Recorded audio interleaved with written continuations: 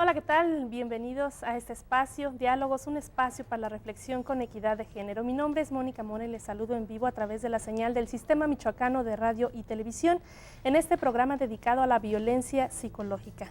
Tendremos una especialista y también un testimonio aquí en vivo y directo de lo que es la violencia psicológica y cómo se vive. Pero primero vamos a conocer lo que opina la gente, la sociedad, como siempre. Tenemos aquí los micrófonos dispuestos para la sociedad en torno a si se reconoce usted o no la violencia psicológica. Vamos a escucharlo y continuamos aquí.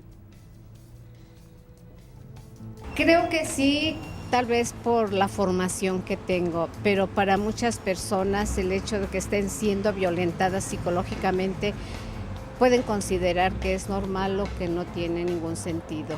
No, porque hay personas pues que a lo mejor desde pequeños pues estuvieron acostumbrados a críticas como esa y ya crecieron con esa idea de que es algo normal, pero pues no, ya cuando se enfrentan realmente a una violencia así, pues es difícil para ellos saber que eso está mal. Me gritan, palabras altisonantes,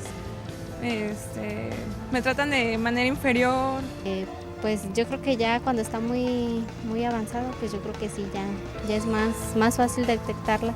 Yo creo a veces por el estado de la persona emocional, que ya la ve uno triste o a veces enojado.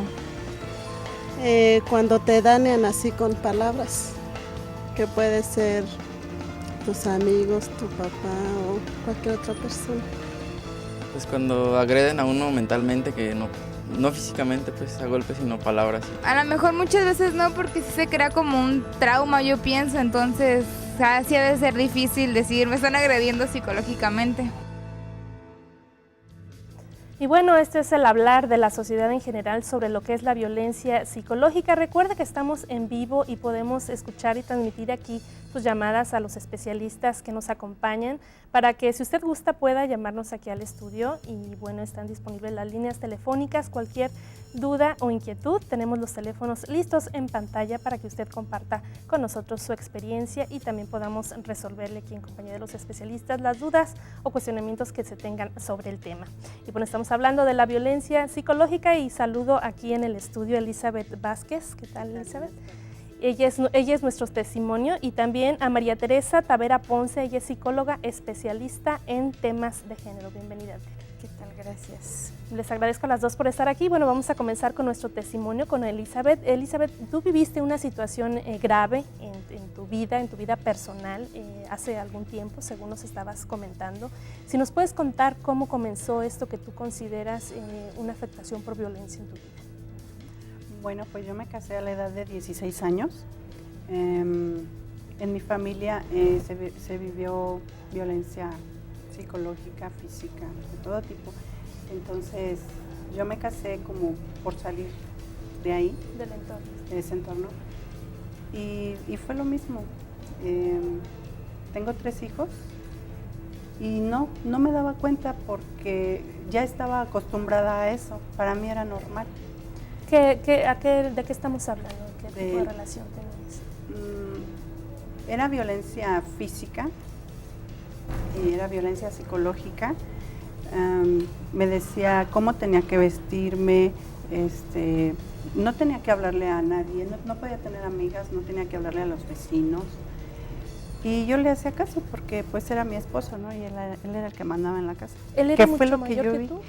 Me lleva 6 años, 6 años. ¿A qué atribuyes tú que hayas caído en este tipo de relación? ¿Al entorno que viviste en tu familia previamente? ¿Crees que eso haya tenido que ver? Pienso que es un patrón que uno sigue, o sea, era normal. Pero llegó un momento en que a mí ya me dolía, me lastimaba, entonces yo recurrí a mi familia y me decían, pues es que es tu marido. Tú lo escogiste. Exactamente, entonces regresé a mi casa y pues a seguir con esa vida. Fueron 11 años los que viví así con él. ¿No trabajabas? No trabajaba, el gasto que él me daba era limitado y era de que me vas a anotar todo lo que compras, me vas a desglosar todo lo que te gastaste en que, por ejemplo, ¿no? Tere, esto que nos está comentando Elizabeth encuadra dentro de lo que es violencia psicológica, además del maltrato físico. Me refiero en especial a que le decía cómo se vistiera, al gasto limitado, todas esas cuestiones. Sí, Elizabeth nos está hablando precisamente, Mónica, de varios tipos de violencia que ella vivió en una misma relación. En este caso la violencia psicológica, que a veces es la que menos podemos notar, pero la que va todos los días permeando, digamos, a la persona y haciendo daño igual que los otros tipos de violencia, como es la física y la económica, que en su caso también la vivía, ¿no? Esto de hacer cuentas y cuentitas, también es una situación que va perjudicando, es una serie de acciones u omisiones que dañan a la persona al final de cuentas, ¿no? Las comparaciones, el hecho de decir cómo se vista, qué haga, qué no haga, a quién le hable y a quién no, va produciendo un aislamiento también. Y además está validado por todas las instituciones que nos rodean, no solo me parece que es un patrón, no solo una persona que vivió en su casa, para ella se le hace a lo mejor más familiar, pero se valida en muchos ámbitos de la sociedad, lo validamos en la escuela, lo validamos entre amigos, entre amigas, como dice Elizabeth, pues es tu casa, ¿no? Es tu marido y así te tocó vivir. Esto es muy común en nuestra sociedad, que la familia de la mujer en este caso dé la espalda en lugar de apoyar por simplemente una cuestión de patrón, de que pues es normal y se tiene que aguantar y es común. Creo que más que común es algo que definitivamente nos es difícil ver porque, como te decía, está permeado por todas las instituciones de las cuales somos parte, todas y todos. Y no es que den la espalda, sino la violencia se va normalizando, se va haciendo parte de la vida natural y entonces todas estas como no es que la violencia sea pequeña o grande, la violencia es violencia, sino simplemente se va naturalizando, que es un proceso como de hacerla parte natural de nuestra vida. Claro. Y de verdad definitivamente te lo crees. Por eso para las personas que estamos alrededor a veces es muy difícil entender lo que se vive en ese vínculo. Y porque a veces decimos, bueno, ¿y por qué no lo deja? Y es sí, una tonta. ¿no? Y se deja. Y a ella le gusta que la traten mal. Sí. Y bueno, no nos damos cuenta que es algo muy difícil y es un proceso con muchas etapas que superar. A nadie le gusta que nos traten mal, ¿no? Entonces es un proceso muy complejo para entender, muchas veces a lo mejor se toma una primera decisión, como en el caso de Elizabeth, y a veces, bueno, no se abren los caminos porque justamente la sociedad vamos criticando este tipo de acciones, ¿no? Seguramente también Elizabeth lo vivió, qué tonta, porque lo dejaste, porque... ¿Cómo dejaste a tus hijos? Sí, ¿cómo es posible, no? Debiste haber vivido un año de mucha crítica. Sí. Y entonces muchas veces en ese camino las mujeres se regresan, ¿no? Y bueno, hay que volver. Y otra vez ya volvió, y otra vez, pero no encuentran suficientes apoyos para seguir y seguir. Digo, en este caso... también cuenta el valor que tuvo Elizabeth, los recursos que tiene ella también de manera personal, haberse separado completamente, ¿no? Porque eso le permitió ver otro camino y otra opción y seguir hasta llegar a ahorita, que supongo que las cosas las ve diferente, pero supongo que en el camino hubo muchas veces que te quisiste regresar. Sí, muchísimas. Por sentirte juzgada y temerosa. Más que nada salir. Por imaginarme cómo estaban mis hijos, que me extrañaban, que yo los extrañaba muchísimo. Más que nada era, no, lo que dijeran no me importaba, yo solo sabía lo que estaba viviendo. Claro. Es que fue difícil porque además de tomar una decisión de dejarlo y de salir adelante, tuvo que dejar a sus hijos. Tuvo que dejarlos, sí. Claro, pero bueno, finalmente están todos bien. Sí, muy bien. Te cuentas que ya están estudiando, los más grandes están en la universidad, el más grande. Preparatoria y secundaria. ¿Qué te dice ahora tu familia en torno a esto? A que lograste salir de esa situación. Que qué valiente, que qué valor, pero digo, en su momento no me apoyaron. Y yo quisiera que esto que yo les estoy contando pues sirva de ejemplo para otras mujeres que no no se han decidido. Sí se puede salir adelante sola. Y también que sirva de ejemplo para la familia de las mujeres que no se deciden a intervenir ante una situación. Ay, ¿por qué va a decir la gente? No. Que no se separe, que va a ser una persona divorciada, que la van a señalar. Ujú. Y bueno, vamos a hacer una pausa, pero antes quiero pedirle al público que se comunique aquí a nuestro estudio, que nos comparta sus experiencias, sus dudas en torno al tema. Y también, aparte de tener los teléfonos en la pantalla de aquí del estudio, también están los teléfonos de la Secretaría de la Mujer, donde se brinda atención psicológica, jurídica y también en proyectos productivos para ayudar a todas las mujeres que lo necesiten y puedan salir de este tipo de situaciones. Vamos a la pausa y regresamos aquí con las mujeres.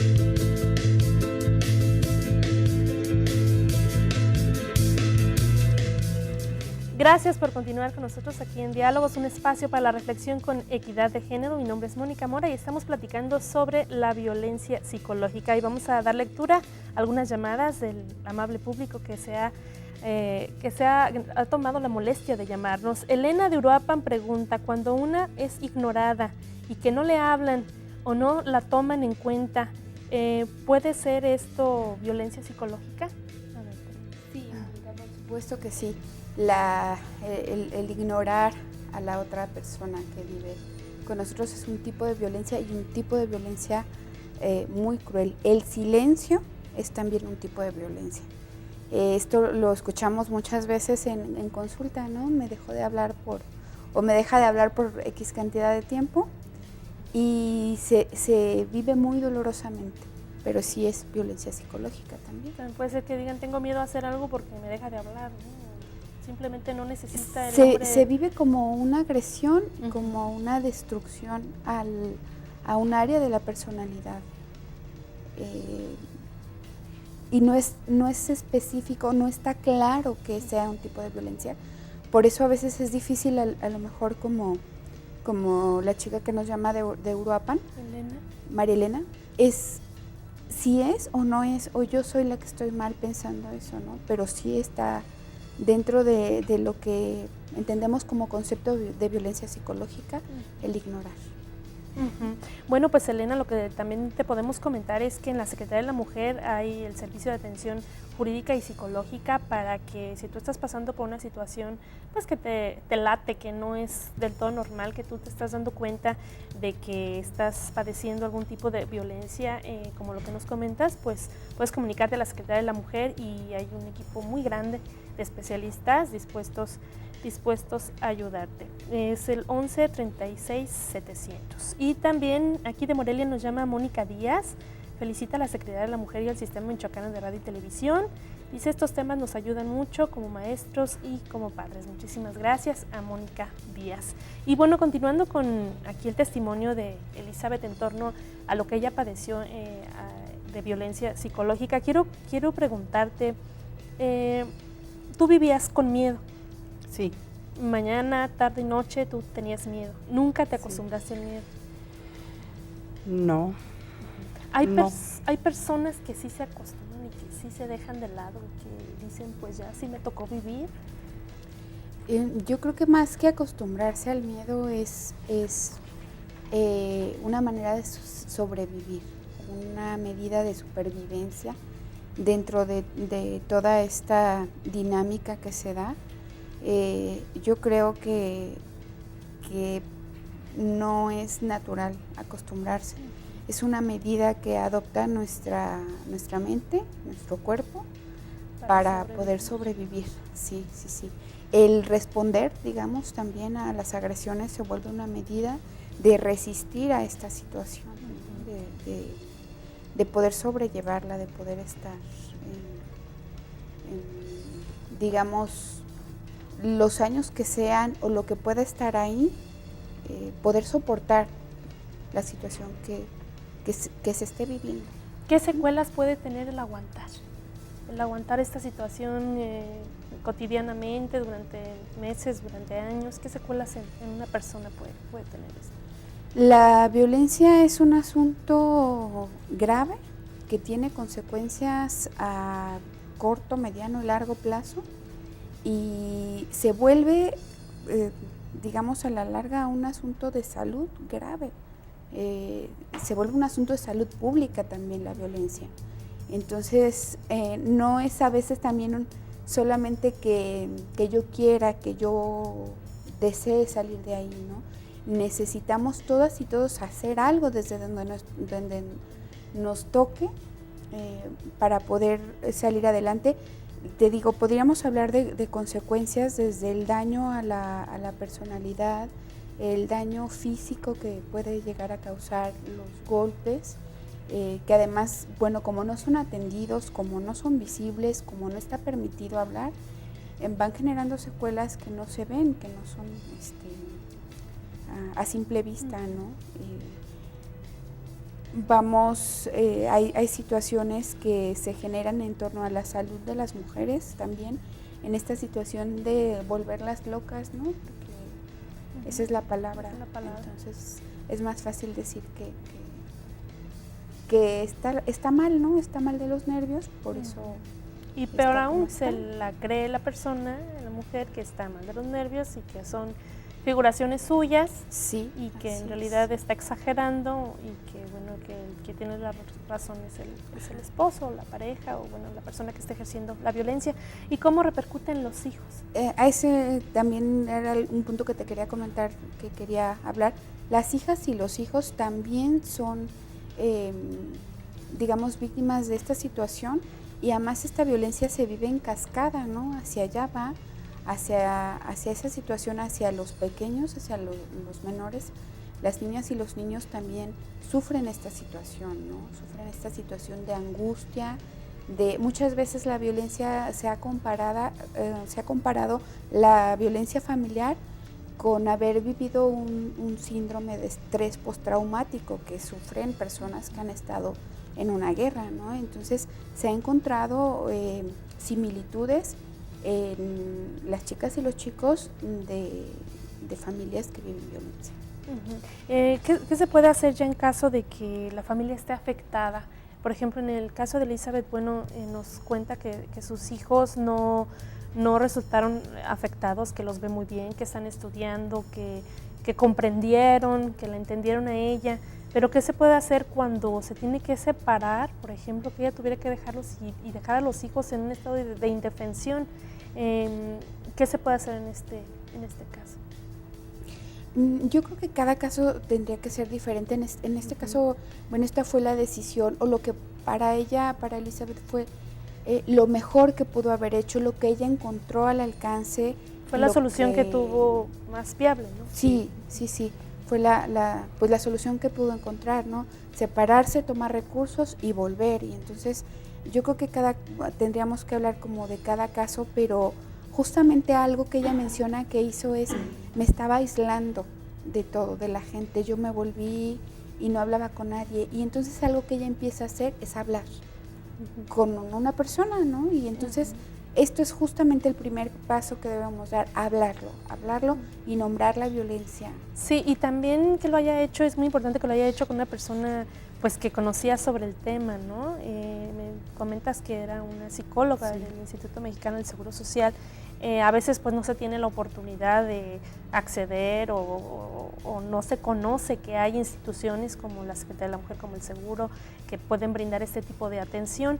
¿Qué les dirías tú a las personas afectadas, a las mujeres, para que pidan ayuda, para que den el paso y pidan ayuda, se atrevan a hablar? Pues yo creo que ahora hay mucha información en todos los medios.